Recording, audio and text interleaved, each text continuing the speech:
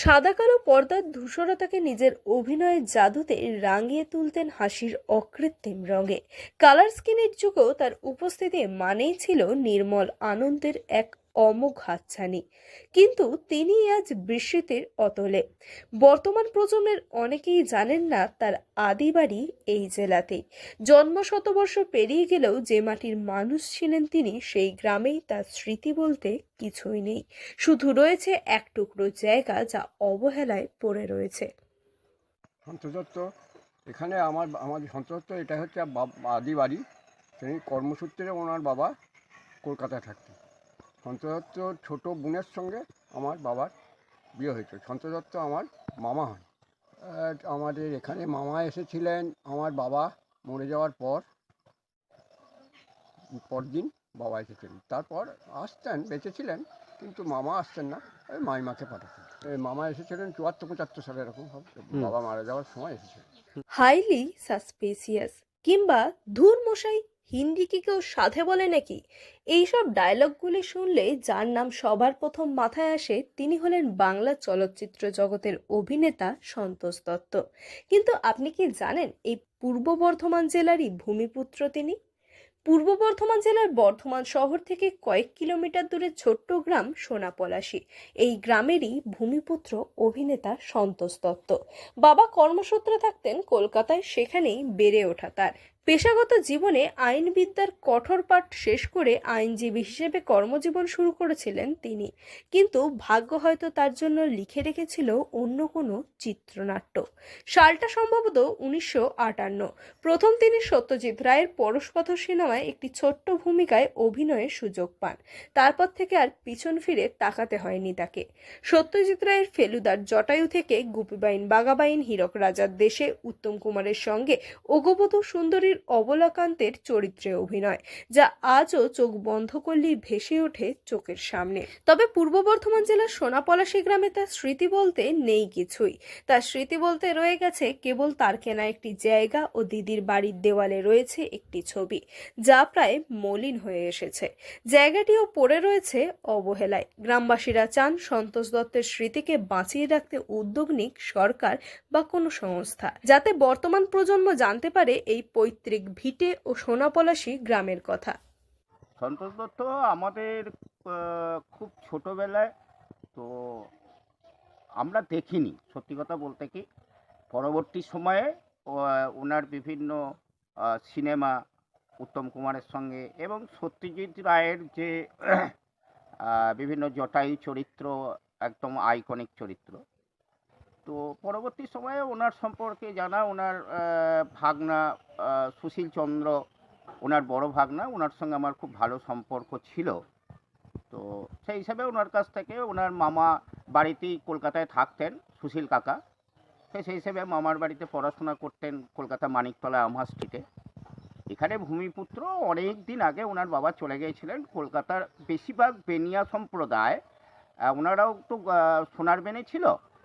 উত্তর কলকাতায় লাহাবাড়ি জমিদার বাড়িতে সব সেরেস্তায় বিভিন্ন রকম কাজের সঙ্গে যুক্ত ছিল। তো ন্যাচারালি সন্তোষ দত্তর জন্ম ওখানে শুনেছি, বাবাদের কাছে শুনেছি। তো উনি একজন ক্রিমিনাল লয়ার ছিলেন, ওনার ব্যাংসাল কোর্টে উনি একজন দুধে লয়ার ছিলেন। তো পরবর্তী সময়ে সত্যজিৎ রায়ের আবিষ্কার সন্তোষ দত্ত, এবং সন্তোষ দত্তর যেটা আইকনিক ছিল, উনি নিজে হাসতেন না কিন্তু মানুষকে হাসাতেন। ওনার মধ্যে একটা অসাধারণ যে হাস্য কৌতুকের যে জিনিসটা, এটা সত্যজিৎ রায় একমাত্র আবিষ্কার করেছিলেন। এবং সত্যজিৎ রায় যে অস্কার পেয়েছিলেন, তাতে সন্তোষ দত্তর অভিনয়ের একটা গুরুত্বপূর্ণ ভূমিকা আছে। এটা কিন্তু এ ব্যাপারে না বললে এটা কিন্তু সত্যের প্রতি অপলাপ হবে। আমরা সোনাপলাশী গ্রামবাসী হিসাবে আমার বক্তব্য যে এখানে কোনো সংস্থা বা সরকারি তরফ থেকে যদি সন্তোষ দত্ত আইকনিক যে হাস্যকৌতুক জগতের একজন কিংবদন্তি ছিল, তার স্মৃতি রক্ষাতে যদি কিছু করা হয়, এটা গ্রামবাসী হিসেবে আমি নিজে খুব গর্বিত হব। কোনো এখন তো বহু জনাই এগিয়ে আসছে, যদি চলচ্চিত্র জগতের যারা আছে তারাও যদি সন্তোষ দত্ত স্মৃতি রক্ষার্থে এখানে করতে চায়, আমরা গ্রামবাসী হিসাবে সর্বতভাবে সহযোগিতা করব। এবার টালিগঞ্জ এলাকায় অনেক যারা আছেন, যারা পরিচালনা করছেন, যারা বড় বড় অভিনেতা, তারা যদি মনে করেন সন্তোষ দত্ত স্মৃতি রক্ষার জন্যে এই গ্রামটাকে, তারা হয়তো জানেই না যে সোনাপলাশি গ্রামে সন্তোষ দত্ত ভূমিপুত্রকে না জানাই স্বাভাবিক। তো তারা যদি এই মিডিয়ার মাধ্যমে জেনে তারা যোগাযোগ করে বা এখানে আসে, আমরা স্বাগতম।